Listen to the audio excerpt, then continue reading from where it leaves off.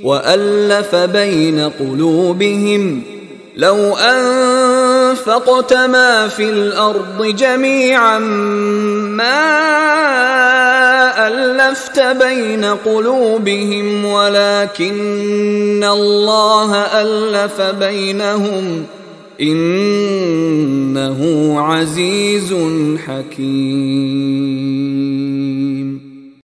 وَأَلَّفَ بَيْنَ قُلُوبِهِمْ، اور ان اہل ایمان کے دلوں میں اللہ نے محبت پیدا کر دی۔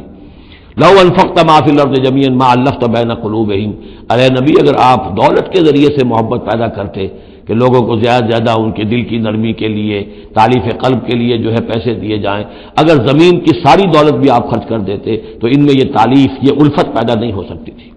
وَلَٰكِنَّ اللَّهَ أَلَّفَ بَيْنَهُمْ، یہ تو اللہ تعالیٰ ہی نے ان کے مابین یہ الفت پیدا کر دی ہے۔ یہ ہم سورہ آل عمران میں بھی پڑھ چکے ہیں کہ تمہارا معاملہ جو ہے اذ کنتم اعداء فالف بین قلوبکم فاصبحتم بنعمتہ اخوانا، آیت نمبر 103 ہے سورہ آل عمران کی۔ وکنتم علی شفا حفرۃ من النار فانقذکم منها کذالک یبین اللہ لکم آیاتہ لعلکم تہتدون، تم تو تباہی کے آگ کے گڑھے کے کنارے تک پہنچ چکے تھے۔